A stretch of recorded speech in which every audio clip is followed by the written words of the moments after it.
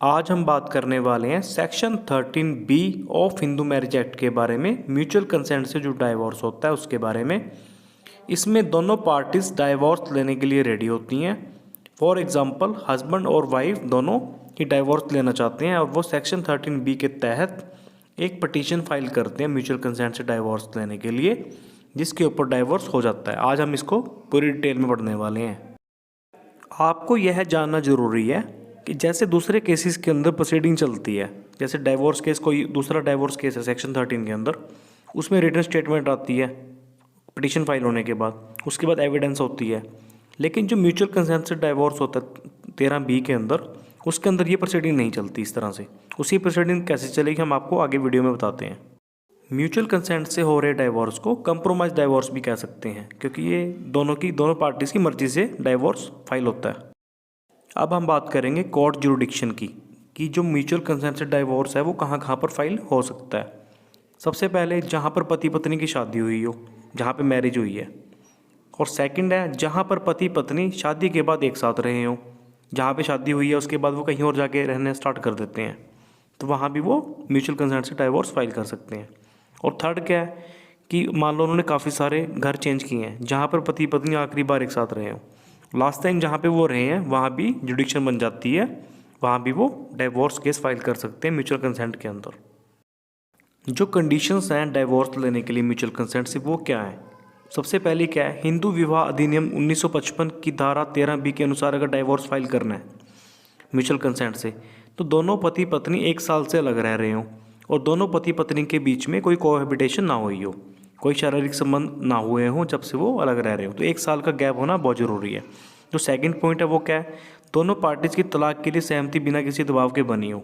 ऐसा नहीं है कि कोई पार्टी दबाव में डाइवोर्स ले रही है, क्योंकि म्यूचुअल कंसेंट है होनी ज़रूरी है इसके अंदर। अब बात करते हैं जो केस फाइल होता है उसकी प्रोसीडिंग्स क्या हैं और कैसे क्या होता है। फैमिली कोर्ट में हिंदू मैरिज एक्ट की धारा 13B के अंतर्गत एक पिटीशन फाइल होती है, मतलब एक ही पिटीशन फाइल होगी दोनों पार्टीज़ की तरफ से, और उसी पिटीशन के ऊपर दोनों पार्टीज़ हस्बैंड वाइफ के साइन होंगे और जो उनके एडवोकेट्स हैं उनके भी साइन होंगे।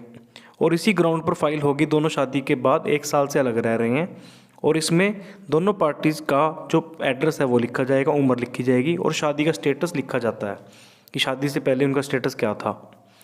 तो इस तरह से पिटीशन फाइल होती है। और इसके अलावा कोहैबिटेशन उनके बीच में कुछ नहीं था, ये भी उसमें आ जाएगा। और इसके अलावा ये भी आएगा कि उनकी शादी को 1 साल से ज़्यादा का समय हो चुका है और 1 साल से अलग रह रहे हैं। दोनों पक्षों को एफिडेविट देने होंगे कि बिना किसी दबाव के आपसी सहमति से वो तलाक ले रहे हैं। उनमें आपस में रहने का कोई समझौता नहीं हो सकता। उनकी मतलब खुद ही ये कंसेंट है, वो डाइवोर्स लेना चाहते हैं, खुद में साथ में नहीं रह सकते, इसीलिए वो डाइवोर्स ले रहे हैं। और एक पॉइंट और जो ज़रूरी है, अगर कोई शर्त या लेन देन किसी तरह का हुआ है पार्टीज़ के बीच में, पैसे का लेन देन हुआ है, ठीक है, फाइनल सेटलमेंट जो हुई है, तो उसकी डिटेल भी देनी होती है। अगर कोई कंप्रोमाइज़ है उसकी कॉपी लगा सकते हैं। अगर कोई लेन देन नहीं हुआ तो वो भी बता सकते हैं। या फिर अगर कोई बच्चा है, ठीक है, वो किसके पास रहेगा, क्या होगा, वो सारी डिटेल देनी होती है कंप्रोमाइज़ के साथ। दस्तावेज में दोनों पक्षों के पासपोर्ट साइज फ़ोटो लगती है और उस फोटो के ऊपर क्रॉस साइन होते हैं। और पहचान पते के लिए आधार कार्ड की कॉपी लगा सकते हैं या फिर कोई और वैलिड जो डॉक्यूमेंट है वो लगा सकते हैं। एक साथ नहीं रहना चाहते वो, ठीक है, ये भी मेंशन करना होगा। पिटीशन जो है डिस्ट्रिक्ट जज फैमिली कोर्ट में फाइल होगी, उसके बाद सुनवाई होती है और उसके अंदर डिटेल मेंशन करनी होगी कि शादी कब हुई थी, शादी की डेट लिखनी भी ज़रूरी है और सेपरेशन कब से है उनका।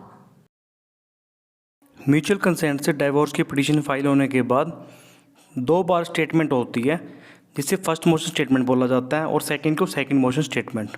जो फर्स्ट मोशन स्टेटमेंट है वो पहले होती है, और जो फर्स्ट मोशन स्टेटमेंट है वो जिस दिन केस फाइल करते हैं उस दिन भी हो सकती है, उससे नेक्स्ट डे भी हो सकती है, वो डिपेंड करता है कोर्ट्स के ऊपर।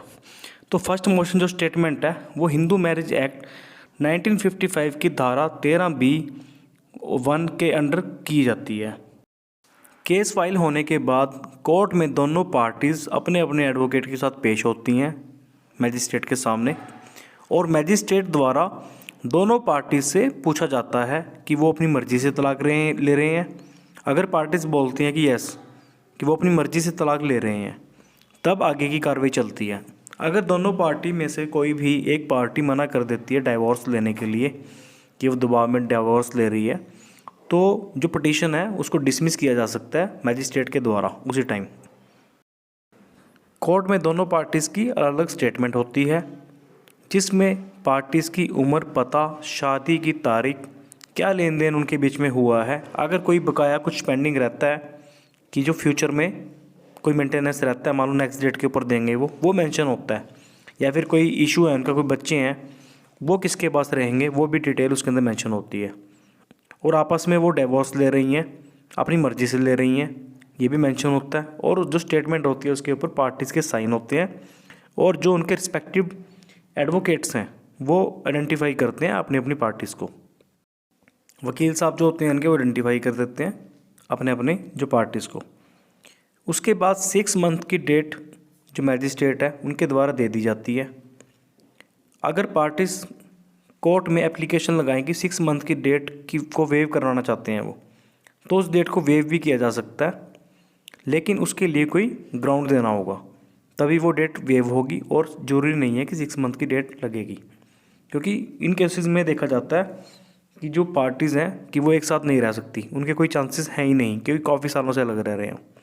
तब और भी काफ़ी ग्राउंड्स होते हैं, तब वो एप्लीकेशन लगाई जाती है वेव करने के लिए। उस एप्लीकेशन में लिखा होता है कि 6 मंथ के टाइम को वेव करवाना चाहते हैं। अगर कोर्ट को सही लगता है तो कोर्ट 6 मंथ के टाइम को वेव कर देती है। अब बात करते हैं सेकंड मोशन स्टेटमेंट के बारे में, चाहे वो 6 मंथ की डेट लगी हो या फिर वेव करके शॉर्ट डेट कोई लगी हो।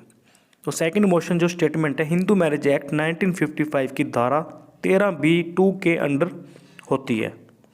इसमें भी हस्बैंड वाइफ की डिटेल मेंशन होती है जो स्टेटमेंट होती है, जैसे फर्स्ट मोशन स्टेटमेंट में हुआ था, और उसमें डिटेल आती है सारी। स्टेटमेंट होने के बाद वकील साहब जो होते हैं पार्टीज़ के वो आइडेंटिफाई करते हैं अपनी अपनी पार्टीज़ को। सेकंड मोशन स्टेटमेंट वैसे तो 6 महीने के बाद होती है, ठीक है, 6 मंथ के बाद होती है, लेकिन अगर वेव करने की एप्लीकेशन लगती है तो शॉर्ट डेट में भी हो सकती है। सेकंड मोशन स्टेटमेंट होने के बाद कोर्ट फिर से पार्टी से डिवोर्स के बारे में पूछती है कि अगर पार्टीज़ मना करती है तो तलाक नहीं होता। अगर पार्टीज़ एग्री करती हैं कि वो डिवोर्स लेना चाहती हैं तब डिवोर्स की डिग्री पास हो जाती है। आर्डर होने के बाद ऑर्डर की सर्टिफाइड कॉपी ले सकते हैं। अब कुछ इम्पोर्टेंट बातें होती हैं, अगर आप लॉ स्टूडेंट हैं या फिर एडवोकेट हैं तो आपको, अगर आपके पास इस तरह के मैटर आते हैं तो आपको करना क्या होता है, कंप्रोमाइज़ लिख लेना चाहिए। लेन देन का, अगर कोई लेन देन हुआ चेक के जरिए हो तो चेक की डिटेल मेंशन कर सकते हैं कंप्रोमाइज़ में, और कितने पैसों में लेन देन हुआ है, और बाकी जो अमाउंट है अगर कुछ दे दिया गया है या कब दिया जाएगा वो डिटेल मेंशन करनी ज़रूरी होती है। और पार्टीज़ के हस्ताक्षर करवा के नोटरी पब्लिक से अटेस्ट करवा सकते हैं। कोशिश करें पार्टीज़ के आधार कार्ड नंबर भी कंप्रोमाइज़ में लिख लें, ताकि जो पार्टीज़ हैं वो फ्यूचर में इसको डिनाई ना कर सकें। और नोटरी से टेस्ट करवाने का बेनिफिट होता है, वो भी एक विटनेस बन जाते हैं नोटरी वाले, वो भी एडवोकेट होते हैं, तो इससे बेनिफिट मिल जाते हैं फ्यूचर के अंदर। अगर कोई हस्बैंड वाइफ जो हैं दोनों, उनका कोई बच्चा भी है तो उसकी कस्टडी किसके पास रहेगी फ्यूचर के अंदर, ये भी मेंशन करना ज़रूरी है, ताकि फ्यूचर में डिस्प्यूट किसी तरह का ना रहे। और कोई मेंटेनेंस जो है वो क्लेम नहीं करेंगी पार्टीज, इस तरह के भी कंप्रोमाइज़ में फैक्ट डाल सकते हैं। अगर दोनों पार्टीज़ के बीच में कोई केस चल रहा है, आईपीसी के जो सेक्शंस के अंदर कोई कंप्लेंट चल रही है, और कोई केस चल रहा है, एफआईआर दर्ज हुई थी 498 वगैरह की, या कोई डोमेस्टिक वायलेंस का कोई केस चल रहा है, 125 सीआरपीसी को मेंटेनेंस का चल रहा है, कोई रिकवरी केस चल रहा है, या हस्बैंड के द्वारा कोई कंप्लेंट फाइल करी गई है, तो उन केसों को विड्रॉ कर लिया जाएगा। इसकी डिटेल भी मेंशन कर लेनी चाहिए कैसे वो सॉल्व होंगे। इसके अलावा भी और ज़रूरी बातें कंप्रोमाइज़ में लिख लें। अगर वाइफ को पैसे दिए जाते हैं तो ये भी मेंशन कर लें कि अगर वो डिवोर्स देने के लिए स्टेटमेंट देने ना आई तो उससे उन पैसों की रिकवरी की जा सकती है, सूट फॉर रिकवरी डाल के, ठीक है।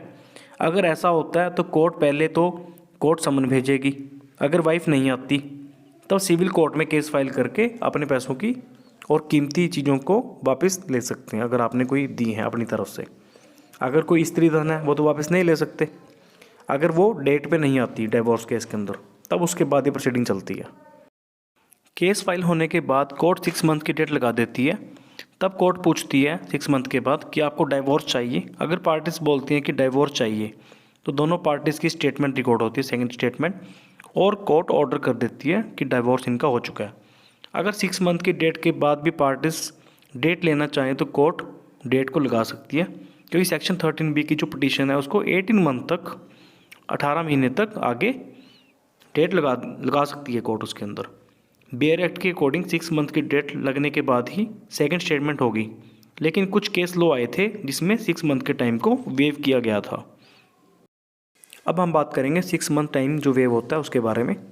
पहले जो 6 मंथ का टाइम है ये सिर्फ ऑनरेबल सुप्रीम कोर्ट द्वारा ही वेव किया जा सकता था।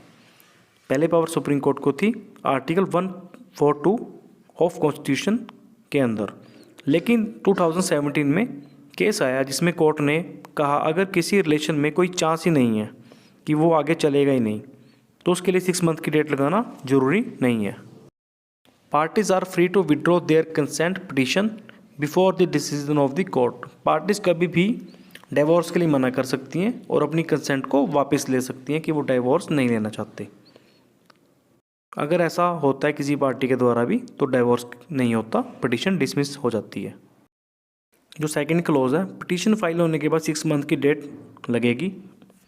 अगर 6 मंथ के बाद दोनों पार्टीज़ ने अपनी कंसेंट वापस नहीं ली डाइवोर्स लेने के लिए तो डाइवोर्स हो जाएगा। अगर किसी एक पार्टी ने पिटीशन फाइल होने के बाद डाइवोर्स होने से पहले अपनी कंसेंट वापस ले ली कि वो डाइवोर्स नहीं लेना चाहती या चाहता, तो डाइवोर्स नहीं होगा।